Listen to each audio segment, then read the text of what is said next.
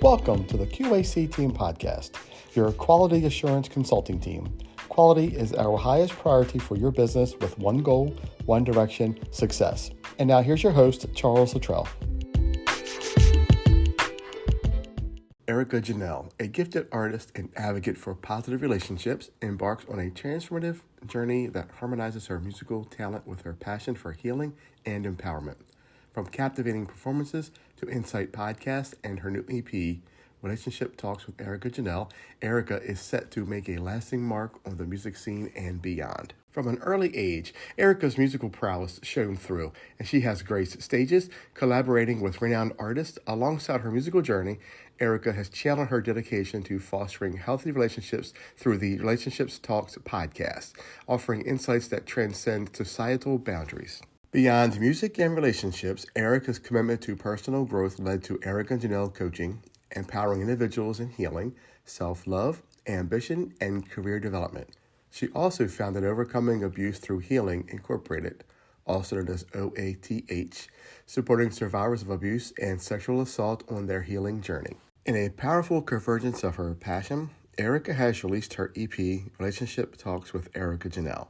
This musical endeavor mirrors the emotional spectrum explored in her podcast, weaving captivating melodies and meaningful discussions. Erica's journey is just beginning, with numerous performances and an exciting engagement at the 2024 SXSW conference on the horizon. To experience Erica Janelle's mesmerizing melodies, contact Laura Reeves of Oh So Simply Social at 410-812-6424 or Nick Peters at 240-695-7685. Bookings can also be made through ericajanellemusic.com.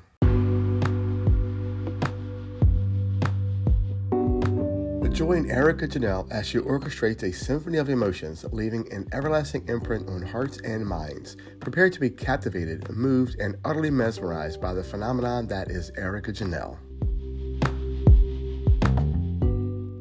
Good afternoon, listeners. I'm here with Allison. Good morning, Allison. Good morning. How are you today? I'm doing fine, thank you. Good. Thanks for joining me today on the podcast. Absolutely. Thank you for having me. You're very welcome. So tell our audience who you are and what you do. So my name is Allison. I am the owner of Log Cabin Chocolates in Flushing, Maryland. Why did you decide to be a business owner? Being a business owner, I think I always thought I would, at some point in time, be self-employed. My dream was to have kind of a gathering retail shop of some sort where community could have events there, but I would also have products for them to sit and enjoy. I kind of had like a coffee shop in mind, something like that. Nice. I was a nurse in Baltimore City for 15 plus years and knew that was kind of coming to an end for me. I enjoyed the career, but just wanted to have something of my own. And my family started Log Cabin Chocolates. My grandparents did. My uncle had become sole proprietor, and I knew he was also ready and looking forward to retirement. So the idea started as, well, maybe I could do this. I could make chocolate. I could carry on my family's legacy and then also have something of my own. So ended up doing it. I retired in December of 2017 from nursing and was able to purchase the business here by August 2018. Oh, wow. Yes, let's talk a little bit about that. So this has been a family business for quite some time, right? Yes, they've been here at this location since 1960. They built the building themselves. Prior to that, they had a couple different they started really in their home making chocolate rabbits and selling them in the neighborhood. My grandfather also made concentrated snowball syrup. He was a watch and jewelry repairman, and my grandmother helped with whatever she could. And then, we're 103 years old this year, all said and done. So yeah, and I'm sure, like myself and probably other listeners as well, I've always remembered Log Cabin Chocolates when I was younger. Yeah, I don't think I knew what it meant to other people. Yeah. And I figured out my first Easter season that we had to be here. We had to have a brick and mortar store. Hmm. That this location just meant so much to people, Yeah. especially Easter. It takes them back to their family traditions and people and places that may not be here anymore, and really how special it is. Right. Absolutely. Absolutely. And that's what I was going to say. That's like, part of family tradition. Easter time, it's when you got your chocolate rabbits, and, log cabin chocolate was a part of that. Oh yeah, absolutely. Yeah. It's So how has it, oh, people I'm sorry. send Go me ahead. pictures. It's unbelievable. They send me family pictures from Easter's past and Easter's future, current, and it really is. It's wild. Right. Oh, absolutely. Yep. So going from all these different careers that you had, so why did you choose this industry? What made you say, It all chose right, you're going me. to do this? It chose. It really did choose me. It was that last Easter season that my uncle was in operation. I ran a couple fundraisers for my kids. One of them was like a scout troop, and the other one was a lacrosse team. And I came in, and I could just tell by the way things looked that he was planning on closing. He wasn't gearing up for the next season during Easter. And we Yeah. started having these conversations, and he said, "Are you serious?" I said, "Yeah, I'm serious." I said, "I need something new." He's like, "But you don't know how to make candy." I said, "I don't know how to run a business either, but I was, it was really just this thing of," I said, "But if you're here to teach me, and give me a year after purchase, I'll be able to learn it." Hmm. And I think he was reluctant. I don't, and now that I'm in my sixth season, I understand why he was reluctant, because it's so much, um, Yeah. and it's a lot more than I think. A lot more happens here than people realize. It's a balance of both. We produce everything here. We sell things here. We also do corporate sales and wholesale and the fundraising. So there's so many different facets to it. It really came to me. There's no way I would have thought that this was the job I was going to have Hmm. as recently as maybe 2016. I just knew I needed something else, and it really did come to me versus me seeking it out. Yeah. And what year was that when this all started coming to fruition? Well, we finally went to settlement August 2018, so that was my first 2018. season, and then second season was the second Easter was COVID, so we've had to maneuver. Any original business plan that I had or that I thought was going to happen got totally totally sidelined. Yeah. It was like, now how do we survive? Right. And now we're facing a true financial crisis. People don't have the money to spend, and chocolate is a luxury, so it's constant maneuvering and trying to keep it here. Right. No, I get it. So that's when it So, started, and we're here now. But it's wild. yeah, right. So let's talk a little bit about the facility itself. So we can come in, and you have a showroom. We can come in and, Yeah, we have a and retail store, and it's, I think when my grandparents had it, the retail store was more an extension of the warehouse. That they offered everything that they made in here, and it was a store. But now we've changed our retail store to be more of a gift shop slash candy shop. So we feature local artists and Route One Apparel. We also work with couple different companies. I try to work with other small businesses that give back. So we work with Rage Against Addiction and also Hoffa Bean Company, which is hope, opportunity, freedom from addiction. So we try to offer products here that go well with chocolate and gift giving, but also our local companies that are trying to give back to uh-huh. purposes. That's very And cool. that's our little retail store. I mean, it's such a Right. small part of the building. It's 700 square feet of 8,000 square feet, but it's really the face of what we have. And Hmm. my staff is amazing, and they love to talk to the customers, and people come in here and chit chat, and it just is a nice little gathering spot. Um, Hmm. Other than that, we have two operating kitchens. One is where we make actual insides to the candies, the caramels, the buttercreams, that kind of thing. The other kitchen is for our molded products like the bunnies and chocolate bars and custom molding for companies and schools. And then the middle area I call is like the workhorse. It's where, you know, we we package, we have our packaging and the warehouses, and that's really that's the hard part. That's where we kind of create that last product that everybody's looking for.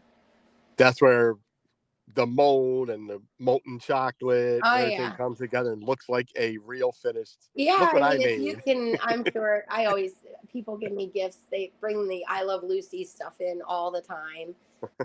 To me, I've got dolls and Barbies and signs and whatever else from that episode, and it's episode 39. It's called Job Switching, and that's when they Lucy and Ethel are at the end of the line at the candy line, and they're trying to speed it up, and that's really, I mean, it is that area and that scene that they're doing is inches away from my retail store. So as Uh-huh.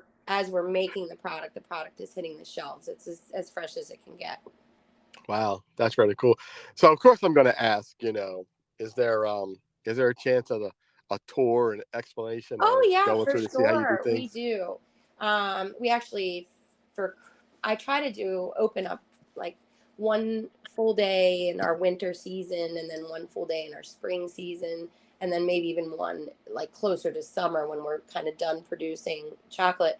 This year we have I think 3 or 4 groups coming on the 6th of December. And it's nice. We get, walk them all the way through. They get to make their own chocolate and learn about the business and learn about um, actual making of chocolate. One of the really cool group I had come in was from St. Paul's School from Girls, and they were doing entrepreneur. And they're only the 7th, 8th graders are already trying to learn about entrepreneurship and business Uh-huh. ownership. And they had some really, really amazing questions, and that was one of the really fun ones. But yeah, absolutely. Great. That is very cool. Yeah, And they, like you said, they get to make their own chocolate and yeah, see how it's made, and then yeah, taste it, see if it tastes like yours. yeah, yeah. That's great. So, we already talked a little bit about the process and taking out of the hands of family and all. But what were some of the challenges that you faced when you went through this? Oh yeah, I mean the first and obvious challenge was funding. Um, I wasn't in a position to. Didn't know I was purchasing a business. I didn't know what was going to come, what it would cost. So trying to build, excuse me, a team around me to help me. That was the first step. It was the hardest step. Finding legal representation, establishing an Hmm. LLC, finding an accountant, and having a team that worked together with lenders in my benefit. Me Hmm. trying to sell myself like I can do this. How do I prove to them I can do it? Right. And we had to get really creative with lending. Yeah. Mhm. But that's how that was probably the hardest part and the longest part of coming in. As you can't just buy a business. You have to have a business plan and all your projections and this and the other thing. These are all words. I didn't know any of this stuff. So I That's was all new like, to you. you want me It's to do foreign what? language. And then I'm sitting there as I'm talking to the attorney, I'm writing down words that I don't know. And then going back, I'm like, okay, that's what that is. Okay, now I got to do that. So not only was it like a big project, it was like a research project at the same time. And Right. I came maybe 6 months into the process, I realized that just the purchasing of this and the initial go was a full-time job. And that's when I ended up turning in nursing because I was like, I can't concentrate on both. Wow, that's a lot. So this is a learn as you go business. It is. It has been. Yeah. Yeah. Yeah. Yeah. That's great. Yep. It's pretty wild. It's been a wild roller coaster ride, Yeah. huh? Yeah. Yeah. And you have been taking this over now for what, 5 years now? Yeah. So this is going into my 6th season. So yeah, 5 years. Sixth season. Yep. Hmm. And you're open now. We're open Labor Day to Memorial Day. Okay, Labor Day, Memorial Day. Yeah, and we're actively producing here that entire time. We Hmm. are still available in the summer because there's wholesale contracts and that kind of thing that I need to keep up and running.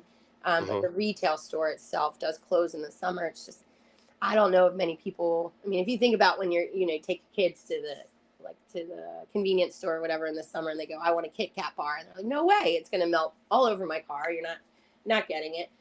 So we kind of experienced that too, and people are like, "Why aren't you open in the summer?" I said, "You're not going to buy it. Yeah. It's just not candy season."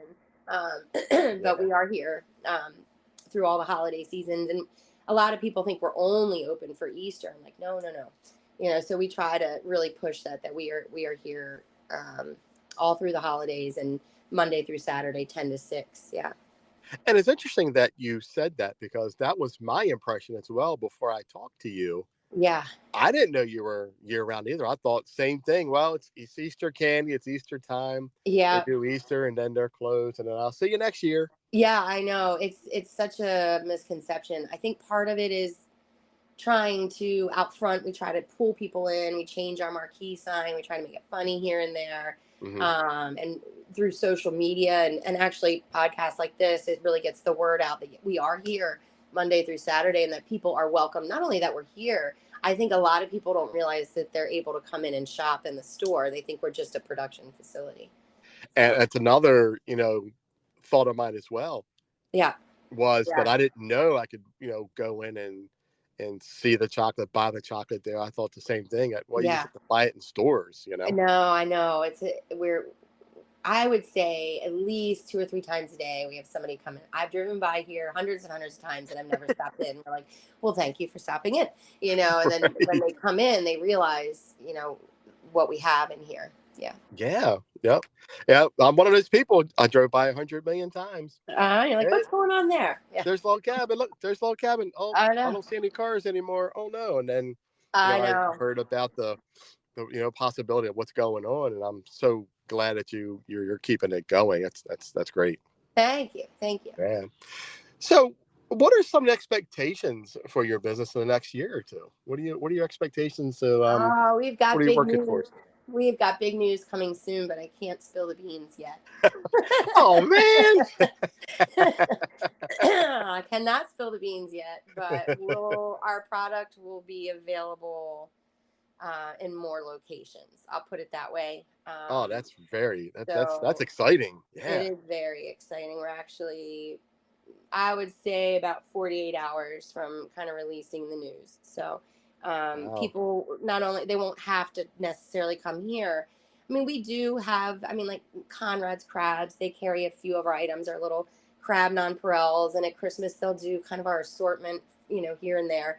Hmm. We have a lot of smaller vendors, Vagabond Sandwiches and um, Karma Boutique in Timonium, or I guess Lutherville. But those are smaller and they always have, like, they don't really have our full variety, but what is going to be coming out is our full varieties where people will be able to handpick our chocolate boxes just like they can do here in the store, Right. at some different locations. That's very Yeah. cool. Yes. Yeah. Yeah. So that was That my is. goal for this year, and it does Hmm. seem to be coming to fruition. Is that we would have a larger contract where we would be more accessible to the Hmm. community. Yeah. That's very cool. So Yeah. how do we reach you? How do we contact you? How do we find you? Social Sure. I media, mean, the easiest website. way is, I would say, our webpage is kind of flat, but it does show you what we have. And right now, we've not quite opened up to e-commerce yet, but we're looking forward to doing that probably after Easter. Okay. And that's www.logcabinchocolates, ending in an s.com. And then at Log Cabin Chocolates on both Instagram and Facebook, especially, is probably our biggest form of communication and advertisement. Um, and you can really see like the new products that as soon as we make things, I'm like, okay, your vanilla buttercream's here. This is what we made today. Hmm. And that is really what I found my customer base to rely on most on what we're doing. Another way is just to give us a call, 410-879-2525.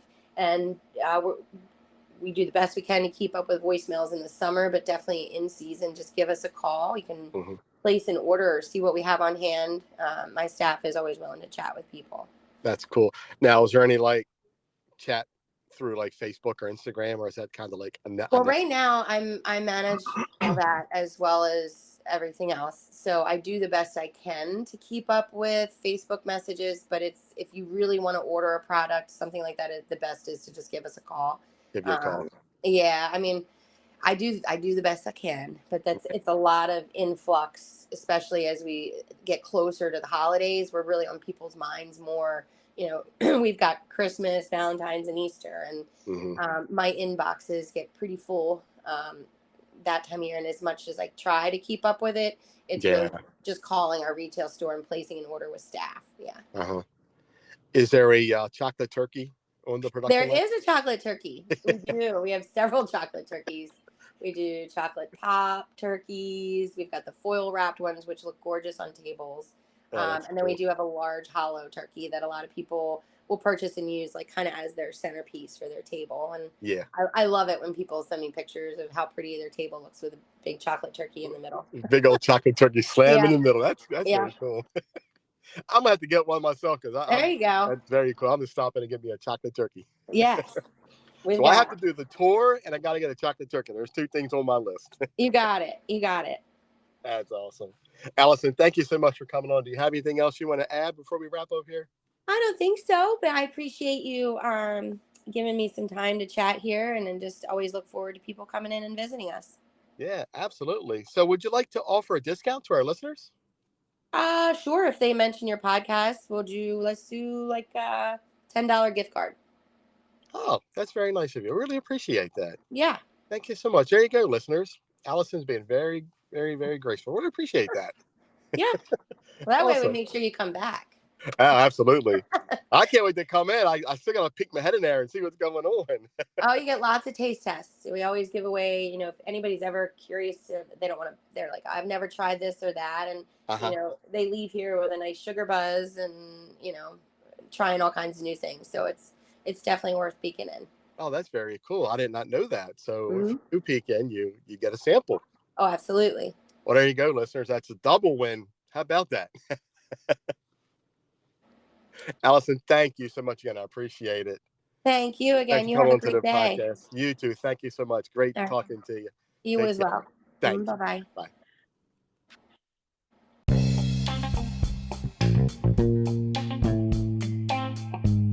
You've been listening to the Q.A.C. Team Podcast with your host, Charles Luttrell. Connect with us on the web at qacteam.com, Facebook and Instagram at qac.team. Thanks for listening.